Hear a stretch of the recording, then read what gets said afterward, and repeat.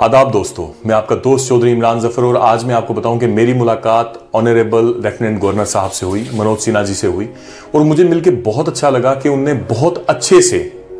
हमारी जो डिमांड्स थी उनको अच्छे से सुना। इस चीज की मुझे खुशी है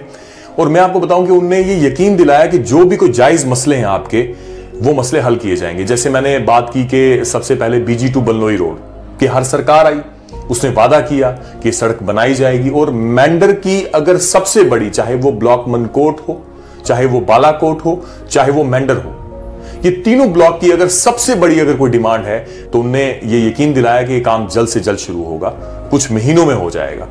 उसके बाद मैं बात करूं कि बात की यूनिवर्सिटी की, जो हमारी यूनिवर्सिटी जो है डन्ना शास्तार की यूनिवर्सिटी, एक टाइम पे हमें कहा गया था जो प्रीवियस गवर्नमेंट थी कि ये यूनिवर्सिटी जो है डन्ना शास्तार में बनाई जाएगी, लेकिन मैं जब वहां पे गया तो वहां पे यूनिवर्सिटी का नामो निशान नहीं, मतलब काम भी शुरू नहीं, एक पत्थर भी जो है वो नहीं रखा गया।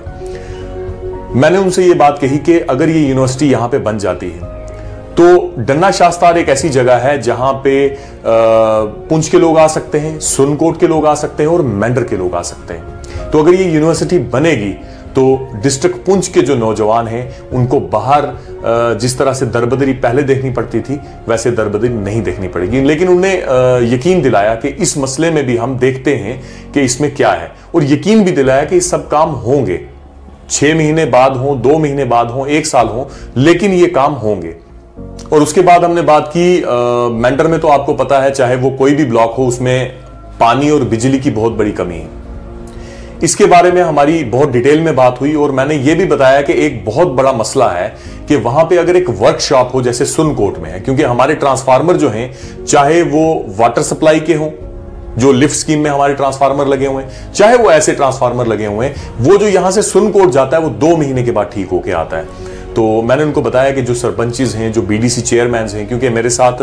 मनकोट के BDC अमानुल्लाह साहब भी मेरे साथ ही थे, हमने साथ में हम मिले उनके साथ, तो हमने बताया कि अगर ये वर्कशॉप अगर यहां पे बन जाए तो हमारा पानी और बिजली का मसला जो है वो मेरे हिसाब से 70% जो है हमारा मसला हल हो जाता है। तो उन्हें यकीन दिलाया और उन्हें कहा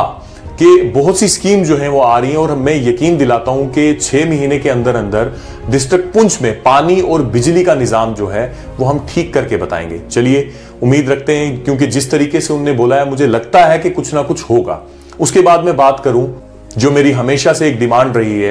तो मैं बात करता हूं कि यूथ के लिए एक प्रोग्राम होना चाहिए, मतलब उनके कोचिंग सेंटर होने चाहिए, उनके लिए स्टेडियम होना चाहिए। तो मैंने बताया उनको कि हमारी यूथ को जो है वो पहले नशों में धकेला जा रहा है और नशे के बाद जो है उनसे और भी गलत काम करवाए जा रहे हैं। तो मैंने ये कहा कि जब तक हमारे इलाके में यूथ के लिए अगर हम कुछ सोच नहीं रखेंगे, मतलब जैसे स्टेडियम होना चाहिए, चाहे जैसे भर्ती के लिए क्लासेस होनी चाहिए, जैसे कोचिंग के लिए क्लासेस होनी चाहिए, हमारे नौजवान बहुत काबिल हैं, मैंने पूरी तरह से बताया। और उनने भी आगे से कहा कि हमें राजौरी पुंछ की के नौजवानों पे हमें बहुत उम्मीद है। तो उनने बताया कि कोई बात नहीं, सब काम एक साथ नहीं होंगे, लेकिन हम कोशिश करेंगे, ये भी हम जो नौजवानों के लिए जो है वो हम जरूर करेंगे। उसके बाद आखिर में मेरी जो बात हुई है वो सबसे बड़ी बात के बॉर्डर्स की। मैंने उनको बताया कि मैं एक ऐसे इलाके से हूं जहां पे आए दिन जो है वो शेलिंग रहती है और बंकर्स की बहुत बड़ी कमी है, सड़कों की बहुत बड़ी कमी है और जितने भी स्कूल हैं कुछ तो डैमेज हो गए गोलाबारी की वजह से। तो ये आपके पास वक्त है जब हिंदुस्तान पाकिस्तान में सीज फायर एग्रीमेंट हुआ है, तो ये वक्त है जब हमारी सड़कें बन सकती हैं,